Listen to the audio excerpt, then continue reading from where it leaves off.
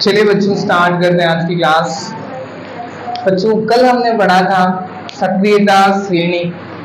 आशा करते हैं कि आप नहीं भूले होंगे। बेटा दरवाजा बंद कर दे। आशा करते हैं आप नहीं भूले होंगे कि सक्रियता श्रेणी क्या कहलाती है। याद है कि भूल गए हो? बताओ क्या होती थी सक्रियता श्रेणी? अरे नहीं नहीं होती क्या थी, अपन क्यों बनाते थे उसके लिए पहले ये बताओ। यस माही बेटा, हमें बताना पड़ता था कि कौन सी धातु क्रियाशील है, कौन सी धातु क्रियाशील नहीं है। तो बच्चों धातुओं की क्रियाशीलता को बताने के लिए हमने एक श्रेणी बनाई थी, उसी को क्या कहा जाता था बेटा? सक्रियता श्रेणी। सक्रियता श्रेणी आपके घटते क्रम में होती थी या फिर बढ़ते क्रम में होती थी? घटते क्रम में होती थी। घटते क्रम में सबसे पहले कौन सी चीज आती है? सबसे बड़ी, और उससे छोटी, फिर उससे छोटी, फिर उससे छोटी। तो बच्चों यदि आपको याद हो, हमने आपको एक राइम बताया था, केदारनाथ का माली जरा फीके बताता है आलू क्योंकि है अलग अलग। बच्चों ये हमने हमारी क्लास में सीख लिया था। बच्चों अब आगे बढ़ते हैं। इसके बाद हमने ये देखा कि कौन सी धातु किस धातु को प्रतिस्थापित कर सकती है। बच्चों को एक एग्जाम्पल दिखा था, बहुत छोटा सा एग्जाम्पल आपके पास था कॉपर सल्फेट। एक आपके पास धातु का सॉल्ट था और तो उसमें हमने क्या डोया? लोहे की धातु फेरस लेके गए और शरीर ही आपके पास फेरस। यदि हमारे बच्चे ध्यान दें, ये रही फेरस और बच्चों ये रही आपके पास कॉपर। तो बताओ फेरस और कॉपर में ज्यादा क्रियाशील कौन है आपके पास? फेरस अधिक क्रियाशील है बच्चों, कॉपर आपके पास कम क्रियाशील। तो क्या फेरस कॉपर को हटा सकता है? बिल्कुल हटा सकता है बेटा। तो फेरस कॉपर को हटा के खुद का सॉल्ट बना लेगा FeSO4 और कॉपर बेचारा ना घर का रहेगा ना घाट का रहेगा। कॉपर बेचारा हो गया अलग। प्यारे बच्चों अब इसी के बेस पे अपन ने कल एक सवाल किया था, यदि आपको याद हो, NCERT कॉर्नर का सवाल नंबर 1। ओके बच्चों अब हमें करना है क्वेश्चन नंबर 2। क्या क्वेश्चन 2 अपन ने लिख लिया था? चलो आगे बढ़ते हैं। बच्चों क्या ये वाला आपके पास असाइनमेंट है? कितने बच्चों के पास? पेज नंबर 9, 10 नहीं है, सॉरी 8, 9 नहीं है। कल हमने आपको 8, 9 की आगे भी डिस्ट्रीब्यूट कर दिए थे ना। चलो बच्चों अब आ जाते हैं हम लोग हमारे क्वेश्चन नंबर 3 पर। बताइए 3 में क्या लिखा है? सेम टू सेम से सोडियम, पोटेशियम और लिथियम जैसी धातुओं को मिट्टी के तेल में क्यों रखा जाता है? बच्चों जो आंसर आपकी सेकंड का था वही आंसर आपकी थर्ड का। क्या फोर्थ का हो गया था? चलो फिफ्थ हो गया था क्या? फिफ्थ करना है, स्टार्ट करें। सारे बच्चे एक बार फिफ्थ क्वेश्चन पढ़ेंगे क्या लिखा हुआ है।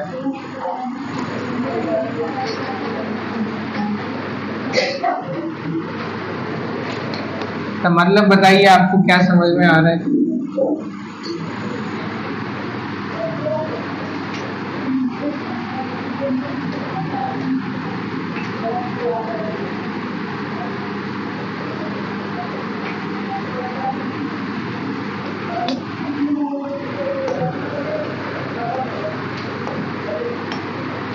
चलिए बच्चों ध्यान देंगे। बच्चों सवाल आपके पास लिखा हुआ है, जिंक को आयरन सल्फेट के विलयन में डालने पर। बेटा विलयन आपके पास किसका है? Iron sulphate. तो ध्यान से पढ़ना आयरन है ना, आर्यन मत पढ़ लेना।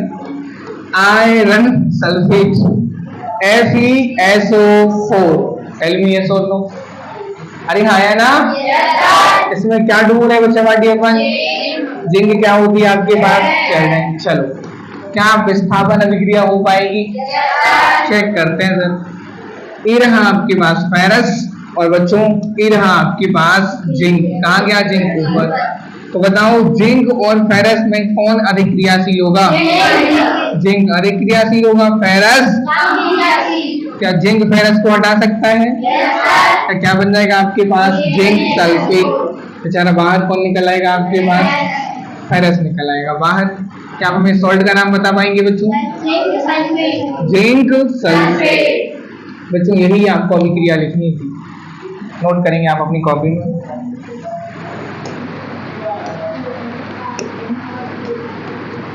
इधर सिर्फ आपको अभिक्रिया लिखनी है।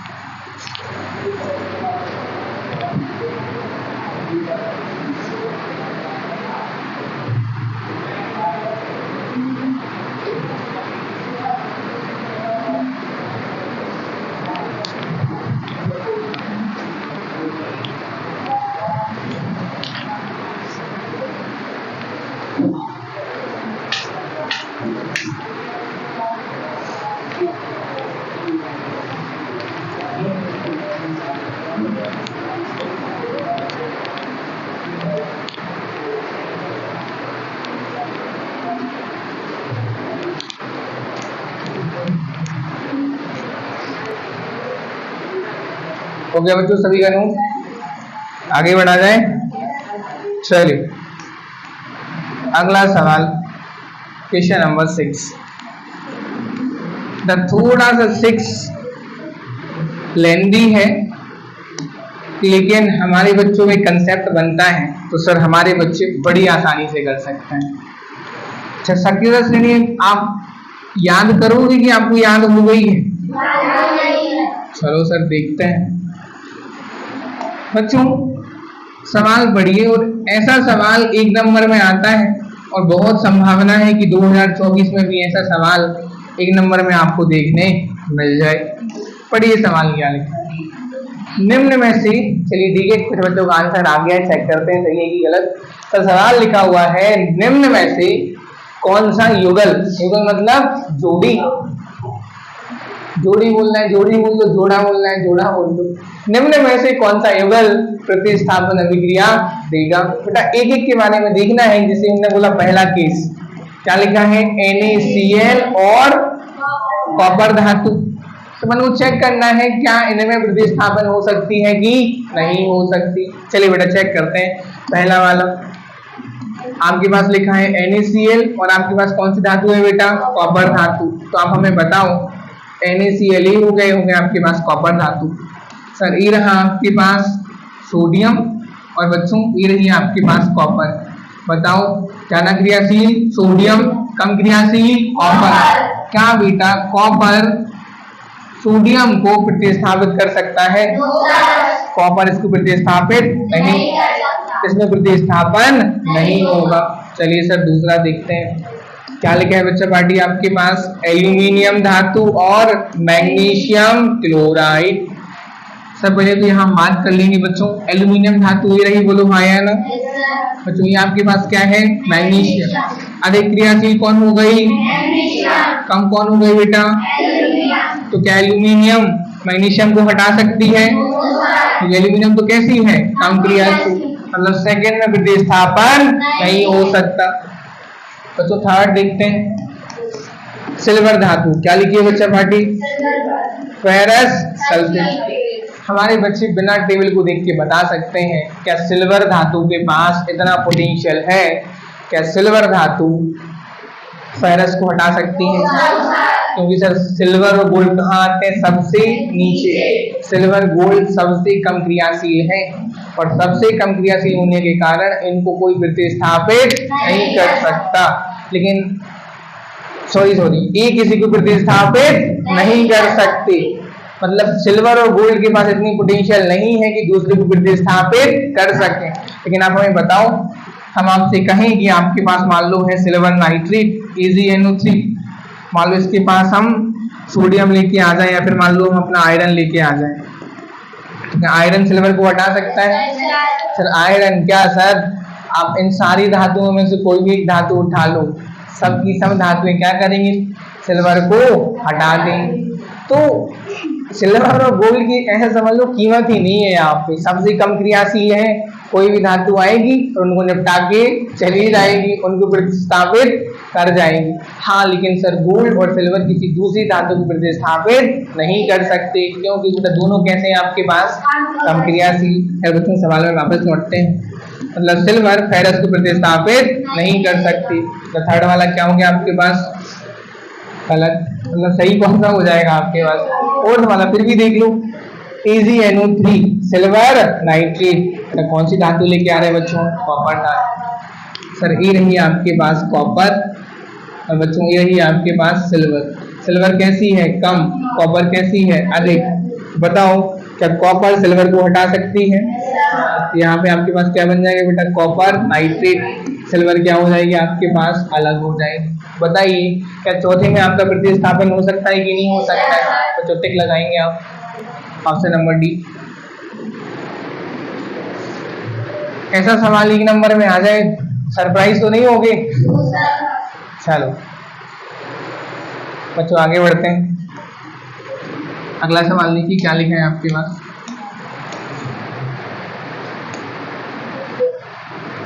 बेटा इस सवाल को हम आपको करने के लिए, चलो पढ़ने के लिए हम थोड़ा सा समय दे रहे हैं। सारे बच्चे एक बार क्वेश्चन नंबर 7 पढ़ेंगे।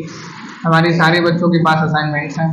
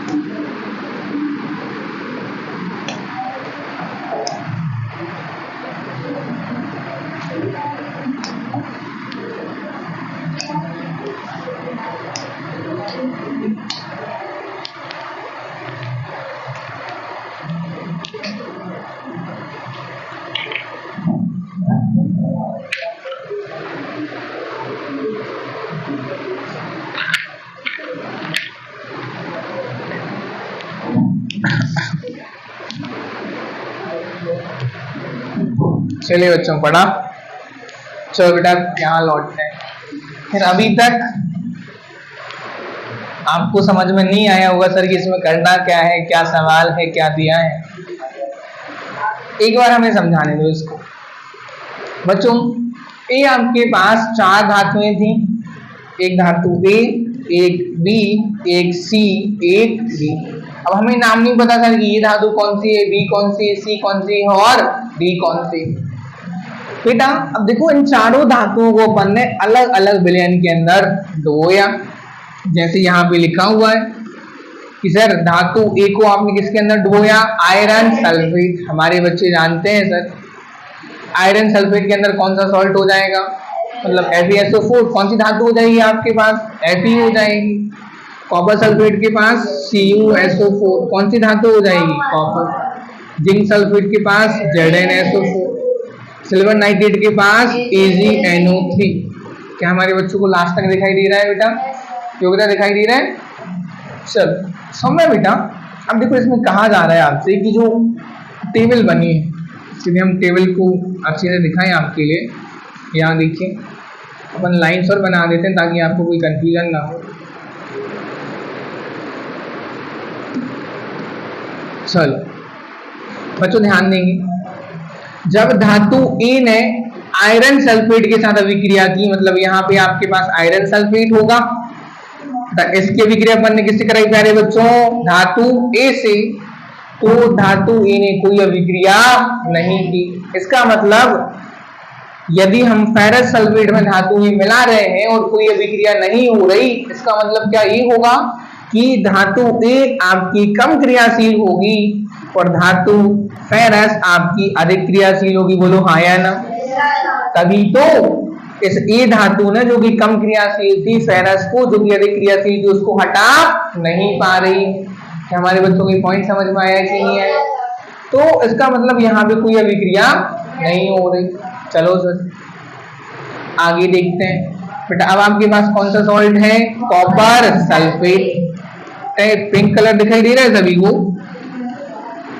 चलो मैं इसको ग्रीन कर लेते हैं। Copper sulphate. बेटा कॉपर सल्फेट में हम कौन सी धातु मिला रहे हैं? धातु नंबर ए। और यहाँ पे लिखा हुआ है सर विस्थापन। क्या लिखा है? उसको बेटा ध्यान देंगे, आप ध्यान नहीं दे रहे हो। तो यदि धातु ए कॉपर सल्फेट के साथ विस्थापन अभिक्रिया कर रही है तो इसका मतलब क्या ये होगा कि धातु ए अधिक क्रियाशील होनी चाहिए। किससे अधिक होनी चाहिए सर? कॉपर से। सर ये रहा कॉपर, ये बोलो हाँ या ना। तो इसका मतलब देखो हाइड्रोजन को अपन छोड़ दें, ना उसको धातु में गिनते ना उसको अधातु में गिनते हैं। वही यदि धातु ए कॉपर सल्फेट में से कॉपर को हटा रही है, इसका मतलब धातु ए या तो पोटेशियम होनी चाहिए क्योंकि पोटेशियम भी कॉपर को हटा सकती है, या तो धातु ए आपके पास क्या होनी चाहिए? सोडियम। सोडियम भी कॉपर को हटा सकता है। या तो कैल्शियम होना चाहिए, कैल्शियम भी हटा सकता है। या तो मैग्नीशियम होना चाहिए, मैग्नीशियम भी कॉपर को हटा सकता है। या तो एल्यूमिनियम, या तो जिंक, या तो फेरस, या तो लेड। मतलब इतनी सारी धातु जिसको हमने ग्रीन कलर से लिखा है, क्या ये सारी की सारी धातुएं कॉपर को हटा सकती हैं? इसका मतलब इनमें से कोई एक धातु आपकी धातु ए हो सकती है कि नहीं हो सकती है? हमारे बच्चों को पॉइंट समझ में आया कि नहीं आया? चलो सर बाकी यहाँ कुछ लिखा नहीं तो अपन आगे बढ़ते हैं।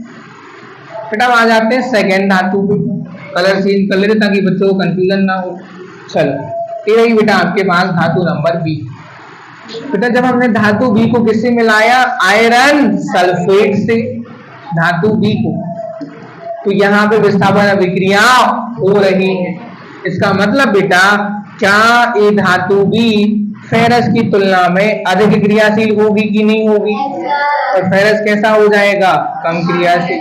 ये रहा फेरस की नहीं रहा सर, और धातु बी फेरस को प्रतिस्थापित कर रही है। इसका मतलब या तो वो होनी चाहिए आपके पास क्या?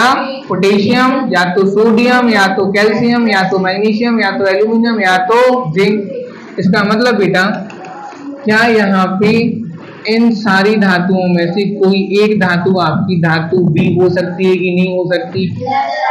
फिर से सुनो सर, धातु बी क्या कर रही थी? फेरस को कर रही थी प्रतिस्थापित। ये रहा फेरस। सर फेरस को तो केवल वही प्रतिस्थापित कर सकता है जो फेरस से ज्यादा क्रियाशील होगा। बोलो हाँ या ना? और फेरस से ज्यादा क्रियाशील ये धातु हो सकती है कि नहीं हो सकती है? तो sodium, potassium, calcium, magnesium, aluminium, zinc, इनमें से आपकी कोई एक धातु क्या हो जाएगी बेटा? धातु नंबर बी हो जाएगी। क्या बच्चों के पॉइंट समझ में आया कि नहीं आया? चलिए सर यहाँ कोई अभिक्रिया नहीं, आगे बढ़ते हैं बच्चों। अब आप देखिए पॉइंट नंबर सी, जो आपके पास धातु सी। धातु सी को आयरन सल्फेट में मिलाया, कोई अभिक्रिया नहीं हुई। कॉपर सल्फेट में मिलाया, कोई अभिक्रिया नहीं हुई। जिंक सल्फेट में मिलाया, कोई अभिक्रिया नहीं हुई। बेटा जब हम हमारी धातु सी को किसके अंदर मिलाते हैं? सिल्वर नाइट्रेट, मतलब EgNO3, इसके अंदर हम क्या मिलाते हैं? धातु नंबर सी। तो विस्थापन हो रहा है कि नहीं हो रहा है? इसका मतलब ये रही आपके पास सिल्वर। सिल्वर को प्रतिस्थापित कौन सी धातु कर रही है? सी। अब हमें टेबल लिख के बताओ, क्या इनमें से कोई भी एक धातु potassium, sodium, calcium, magnesium, aluminium, zinc, ferrous, lead, copper, mercury, क्या इनमें से कोई भी एक धातु सिल्वर को प्रतिस्थापित कर सकती है? तो इनमें से ही जो हमने आपको येलो कलर का बताया है, इनमें से ही कोई एक धातु बच्चों आपके पास क्या हो जाएगी? धातु नंबर सी हो जाएगी। क्या हमारे बच्चों को पॉइंट समझ में आया कि नहीं आया? कितने बच्चों को यहाँ तक ये सवाल समझ में आ गया? रीजो नेक्स्ट। चलिए बच्चों डी में कोई अभिक्रिया हो ही नहीं रही तो अपन डी का कुछ लिखेंगे।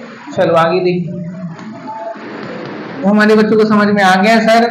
ऑरेंज वाली कोई एक हो सकती है धातु बी, तपस्या ग्रीन वाली कोई हो सकती है धातु ए, और येलो वाली कोई हो सकती है आपके पास एक धातु सी। यहाँ तक समझ में आ गया? तो सवाल पे आते हैं, कौन सी धातु अधिक क्रियाशील होगी? देख के बताओ सब। अब देखो क्रियाशील का क्रम कौन सा है बच्चा? पार्टी घटता क्रम। कौन सा क्रम है? तो सबसे ऊपर कौन सी होंगी? सक्रिय धातु, उससे नीचे और कम, उससे नीचे। बताओ सबसे ऊपर कौन पड़ रहा है? सबसे ऊपर कौन पढ़ रहा है? बी, उससे नीचे ए और उससे नीचे सी। इसका मतलब बेटा सबसे क्रियाशील धातु आपके पास कौन सी हो जाएगी? धातु बी हो जाएगी। क्या हमारे बच्चों के पॉइंट समझ में आया कि नहीं आया? क्यों हो जाएगी सर? क्योंकि धातु भी आपकी कहाँ पड़ रही है? ऊपर। इसका मतलब धातु भी क्या हो जाएगी आपके पास? सबसे ज्यादा क्रियाशील हो जाएगी। अगला सवाल, क्या निष्कर्ष निकालेंगे यदि धातु बी को कॉपर सल्फेट के विलयन में मिलाया जाएगा? सर ये रहा आपके पास कॉपर सल्फेट। बेटा कॉपर सल्फेट में हमें क्या मिलाना है? धातु बी को मिलाना है। सर बी कॉपर ढूंढो पहले, कॉपर कहाँ गया? ये रहा आपके पास कॉपर, बोलो हाँ या ना। अब देखना कॉपर है आपके पास नीचे और धातु बी, इनमें से कोई एक होगी कि नहीं होगी? और इनमें से आप कोई भी धातु उठा लो, क्या वह धातु कॉपर को प्रतिस्थापित कर सकती है? इसका मतलब क्या बी कॉपर को प्रतिस्थापित कर देगी? सर यहाँ भी क्या होगा? बी कॉपर को हटा के खुद का क्या बना लेगी बेटा? सॉल्ट बना लेगी। कॉपर कहाँ निकल जाएगा बच्चा पार्टी? बाहर निकल जाएगा। कौन सी अभिक्रिया होगी आपके पास? प्रतिस्थापन अभिक्रिया। चलो बेटा लास्ट क्या लिखा है आपके पास, ध्यान देंगे। धातु ए बी सी डी का को इनकी सक्रियता के घटते क्रम में व्यवस्थित कीजिए। घटते क्रम मतलब क्या होता है? पहली सबसे बड़ी, फिर उससे छोटी, फिर उससे छोटी, फिर उससे छोटी। बताइए बच्चों, यहाँ देखिए सबसे अधिक क्रियाशील धातु कौन है? धातु बी। बेटा बी से छोटी कौन है? धातु नंबर ए। धातु ए से छोटी कौन है? धातु सी है। धातु सी से छोटी कौन हो जाएगी? डी। सबसे लास्ट में आएगी डी की नहीं आएगी? क्योंकि डी किसी को प्रतिस्थापित नहीं कर पा रही थी। कितने बच्चे ने इनके तीनों सवाल समझ में आ गए? Raise your hands. कितने बच्चे बोले सर एक बार फिर से समझा दीजिए। चलो बच्चों थर्ड वाला फिर से समझ लीजिए। लिखा है धातु ए बी सी डी को इनकी सक्रियता के घटते क्रम में लिखो। मतलब बताना है, जैसे अपन नीचे उतरते हैं ना, सबसे ऊपर वाली सीढ़ी, फिर नीचे की, फिर नीचे की, फिर नीचे की, फिर नीचे की, यहाँ से ऐसे ऐसे उतरते हैं अपन लोग। ये कहलाता है घटता क्रम। पहले आप सबसे ऊपर, फिर नीचे, फिर नीचे, फिर नीचे, फिर नीचे। ऐसे यहाँ बताना है आपको। सर सबसे अधिक क्रियाशील कौन सी बेटा आपके पास? बी, क्योंकि वो कहाँ पड़ रही है? ऊपर। उससे छोटी कौन हो जाएगी बेटा? ए। उससे छोटी कौन हो जाएगी आपके पास? सी। बेटा सी से छोटी क्या हो जाएगी? डी। डी कहाँ आ जाएगी? सबसे लास्ट में आ जाएगी। ओके, नोट करेंगे बच्चों।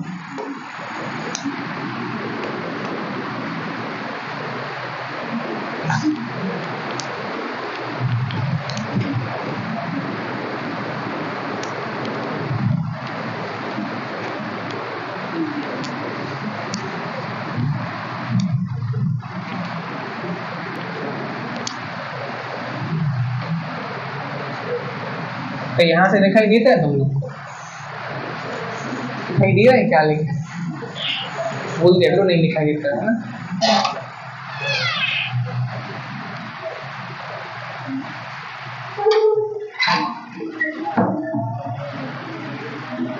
चलिए बच्चों आगे वास्तविक भाग इसके बराबर रहेगा।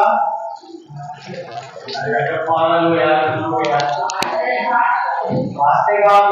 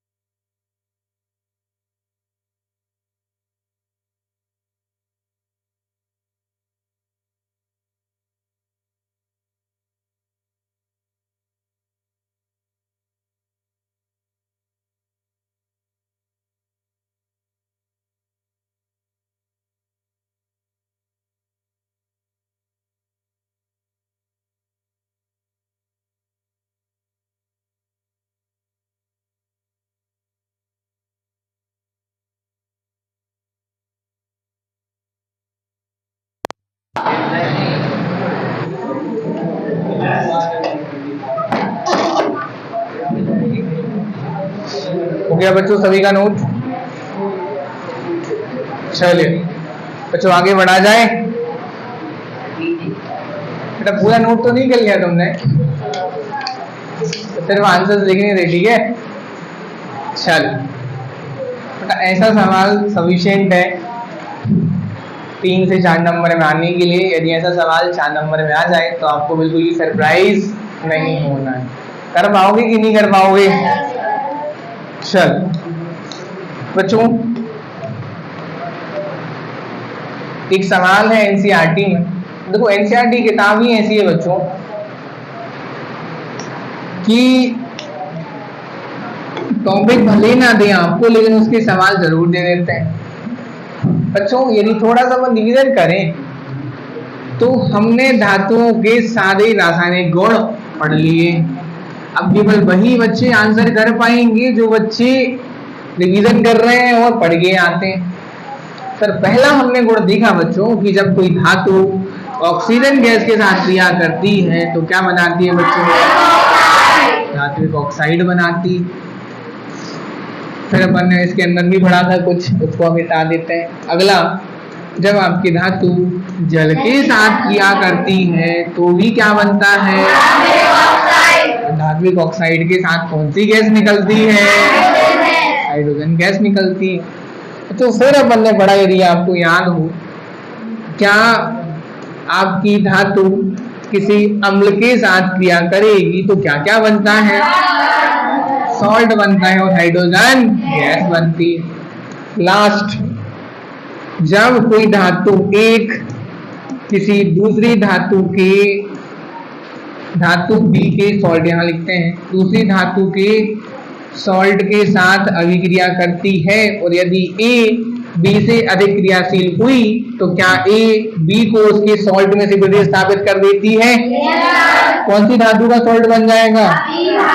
धातु ए का सॉल्ट। और यहाँ की बी धातु कहाँ निकल जाएगी बच्चों? बाहर निकल जाएगी। अपन इसको क्या बोलते हैं बच्चा पार्टी? प्रतिस्थापन अभिक्रिया। बच्चों अपन ने 4 गुण पढ़ लिए कि चारों में क्या क्या होता है, धातुएं आपकी क्या क्या करती। फिर इसके अंदर अपन ने प्रतिस्थापन पढ़ी। फिर प्रतिस्थापन के अंदर क्या पढ़ा? सक्रियता श्रेणी, कौन सी धातु के धातु को प्रतिस्थापित कर पाएगी। अब देखो बेटा, ये तो हो गई धातुओं की बात। सेम अपन ने तपस्या पढ़ा था किसके लिए? अधातुओं के लिए। बेटा जो आपके पास अधातुएं भी होती हैं बेसिकली, क्या इनके कोई रासायनिक गुण नहीं होने चाहिए? क्या अधातुओं के कोई रासायनिक गुण होंगे कि नहीं होंगे? बिल्कुल होंगे सर। बच्चों अब जो आपके पास जिस तरीके से धातुएं थी उस तरीके से ही अधातुओं को भी आपके पास रासायनिक गुण होने चाहिए। अब हम क्या करेंगे बेटा, खैर इसका एक केवल और केवल हमें 10th क्लास में अधातुओं का एक ही रासायनिक गुण पढ़ना है जो कि एनसीईआरटी में नहीं दिया है बेटा, लेकिन उसमें एनसीईआरटी का एक सवाल जरूर दिया है। सर टॉपिक समझ लीजिए पहले। तो जब कोई आपकी धातु, माफ कीजिएगा, जब कोई आपकी अधातु ऑक्सीजन गैस के साथ क्रिया करती है तो कुछ विशेष अधातुएं बेटा यहाँ पे बनाती हैं अधात्विक ऑक्साइड। क्या बनाती हैं प्यारे बच्चों? अधात्विक ऑक्साइड। और हमारे बच्चे जानते हैं जिस तरीके से धात्विक ऑक्साइड की प्रकृति कैसी होती थी? क्षारीय। अब बेटा धात्विक की हो रही है क्षारीय, तो अधात्विक ऑक्साइड क्या हो जाएंगे आपके पास? अम्लीय प्रकृति के हो जाएंगे। तो बच्चों सिर्फ एक ही पॉइंट आपको अधातुओं में याद रखना है कि जब कोई आपकी अधातु ऑक्सीजन गैस के साथ क्रिया करती है तो आपके पास क्या बनता है? अधात्विक ऑक्साइड बनता है। और सर अधात्विक ऑक्साइड की प्रकृति कैसी होती है बच्चों? अम्लीय होती है। एग्जाम्पल यदि हम देखें बेटा तो कार्बन अधातु है, जब हम कार्बन को जलाएंगे तो हमारे पास क्या बन जाएगा प्यारे बच्चों? Carbon dioxide CO2। प्रकृति क्या हो जाएगी आपके पास? अम्लीय हो जाएगी। कार्बन हो गई अधातु, ऑक्सीजन गैस क्या बन जाएगा? अधात्विक ऑक्साइड।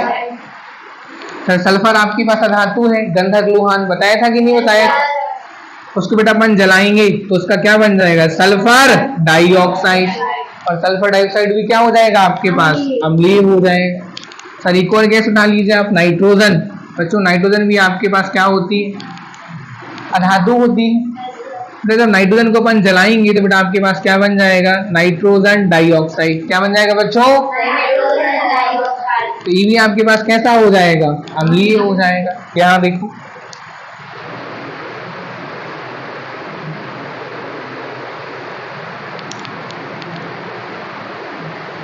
अधातु की ऑक्सीजन के साथ क्रिया। अधातुओं की क्रिया ऑक्सीजन अथवा वायु से कराने पर हमें अधात्विक ऑक्साइड प्राप्त होते हैं। इनकी प्रकृति अम्लीय होती है। जैसे बेटा कार्बन को जलाने पर कार्बन डाइऑक्साइड, सल्फर को जलाने पर सल्फर डाइऑक्साइड, नाइट्रोजन को जलाने पर नाइट्रोजन डाइऑक्साइड। तो इसको हमने बैलेंस कर दिया बेटा, 2 नाइट्रोजन 2 नाइट्रोजन, 2 दूनी 4 ऑक्सीजन, 2 दूनी 4 ऑक्सीजन। बैलेंस है कि नहीं है? राइट। एक काम करेंगे अब अपने असाइनमेंट पे, इनकी नाम लिखेंगे। कार्बन डाइऑक्साइड,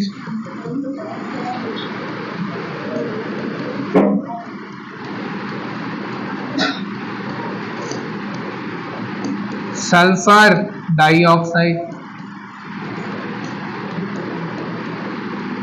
नाइट्रोजन डाइऑक्साइड,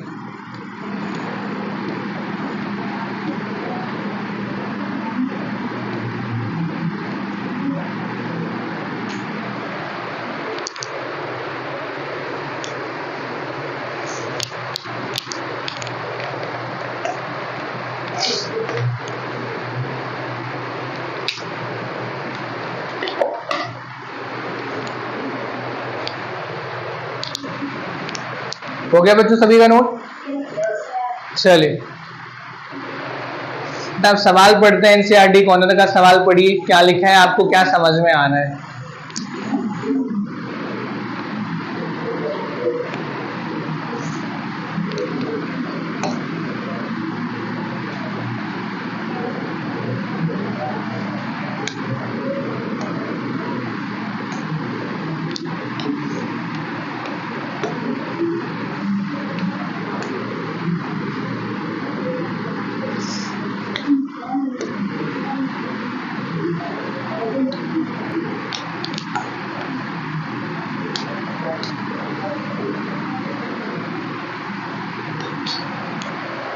चलिए बेटा सवाल देखते हैं। सवाल लिखा है, आपके पास प्रैक्टिकल एपरेटस जमा हुआ है। प्रत्युष नाम का लड़का था। प्रत्युष सल्फर के पाउडर को एक चम्मच में लेकर, बेटा यहाँ पे लेकर कर दूं, प्रत्युष सल्फर के पाउडर को एक चम्मच में लेकर चित्रानुसार उसे गर्म करता है। उसने चम्मच में क्या रखा? सल्फर का पाउडर। हमारे बच्चे बताएंगे सल्फर धातु है कि अधातु है? सर सल्फर आपके पास क्या है बच्चों? जब अपन सल्फर को जलाएंगे तो उसके पास कौन सी गैस आएगी? ऑक्सीजन। बच्चा बच्चा जानता है किसी का भी अपन दहन कराए तो बिना ऑक्सीजन गैस के दहन संभव नहीं है। सर सल्फर को जलाएंगे तो ऑक्सीजन गैस तो आएगी ही आएगी। योग्यता बेटा इसको जलाएंगे तो क्या बन जाएगा आपके पास? Sulphur dioxide. हमारे बच्चे बताएंगे सर सल्फर डाइऑक्साइड धात्विक ऑक्साइड है कि अधात्विक ऑक्साइड है? अधात्विक ऑक्साइड है। प्रकृति अम्लीय होगी कि क्षारीय होगी? यहाँ तक डंडन आ डंडन? एक और बात समझ लो, हमारे बच्चे जानते हैं सर अम्ल नीले को लाल करता है कि लाल को नीला करता है? याद है कि भूल गए हो? अम्ल नीले को लाल करता है, क्षारक लाल को नीला करता है। चलिए सर तो बताओ बेटा, यदि यहाँ पे जो आपके पास गैस निकलेगी उस गैस को अपन ने क्या किया? परख नली को उल्टा करके उसके अंदर गैस अपन ने स्टोर कर ली। अब हमारे बच्चे बताएंगे इसके अंदर जो गैस भरी है, कौन सी गैस भरी होगी बच्चों आपके पास? Sulphur dioxide. धात्विक ऑक्साइड है कि अधात्विक ऑक्साइड है? अम्लीय होगा कि क्षारीय होगा? यहाँ तक क्लियर है? चलो, प्रत्युष सल्फर के पाउडर को एक चम्मच में लेकर उसे चित्रानुसार गर्म करता है। उससे निकलने वाली गैस को वह उल्टी परख नली में एकत्रित कर लेता है। आगे एकत्रित गैस की अभिक्रिया होगी। यहाँ पे पहला सवाल है सूखे लिटमस पेपर से, मतलब यही सवाल है बेटा आपके पास कि उसी परख नली को अपन सीधा कर लो। कौन सी गैस भरी बेटा आपके पास? Sulphur dioxide. प्रकृति कैसी हो जाएगी? अब यदि हम उसी के पास एक सूखा लिटमस पेपर लेके आते हैं तो एक बात बताऊं, यहाँ पे ये आपके पास क्या है बेटा? अम्ल। और अम्ल क्या करता है? नीले को। बेटा हम क्या करेंगे, उसके पास नीला पेपर लेके जाएंगे कि लाल लेके जाएंगे? कौन सा पेपर लेके जाएंगे? नीला। बच्चों इसके पास अपन नीला लिटमस पेपर लेके जाएंगे। तो आप हमें बताओ बेटा, क्या यहाँ पे इस नीले पेपर का रंग लाल हो जाएगा। क्यों सर, है तो अम्ल है, और उसके पास नीला लेके जाएंगे तो लाल नहीं होगा। क्यों नहीं होगा बताओ? यस, क्योंकि बेटा कोई भी अम्ल बिना जल के अम्लीय गुण प्रदर्शित नहीं करता। मतलब SO2 बिना जल की उपस्थिति में अम्ल के जैसे बिहेव नहीं करेगी। मतलब यदि आपके पास केवल सूखी सल्फर डाइऑक्साइड गैस है तो इसके पास नीला पेपर लेके जाने पर उसके रंग में कोई परिवर्तन नहीं होगा। चलिए सर, सूखे लिटमस पेपर से कोई अभिक्रिया नहीं होगी। लेकिन बेटा यदि इसी पेपर को हम गीला कर दें, क्या कर दें बेटा? हल्का सा गीला कर दें, तो क्या यहाँ पे जल के अणु की एंट्री हो जाएगी कि नहीं हो जाएगी? जब जल के अणु की एंट्री होगी तो क्या यहाँ पे आपके पास सल्फर डाइऑक्साइड अम्ल के जैसे काम करने लगेगी? और अम्ल के जैसे काम करेगी तो क्या ये नीला पेपर लाल हो जाएगा? समझ में आया कि नहीं आया? आर्द्र लिटमस पेपर से अभिक्रिया क्या हो जाएगी बेटा? आपके पास नीले से लाल, और सूखे में नीले से लाल नहीं होगी। लास्ट क्या लिखा? यहाँ संपन्न होने वाली अभिक्रिया के लिए एक संतुलित रासायनिक समीकरण लिखिए। यहीं पे अपन लिखते हैं तीनों के आंसर। अब पीछे तक दिखाई दे रहा है बेटा बच्चों को? दिखाई दे रहा है माई? यसी का आप दिखाई दे रहा है बेटा? चलो लिखो यहाँ पे।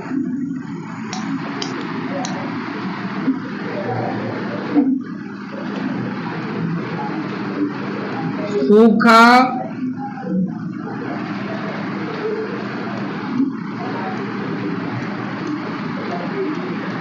लिटमस पेपर सल्फर डाइऑक्साइड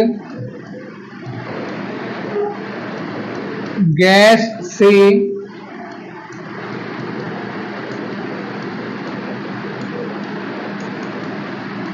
अभिक्रिया करके कोई रंग में परिवर्तन नहीं करेगा।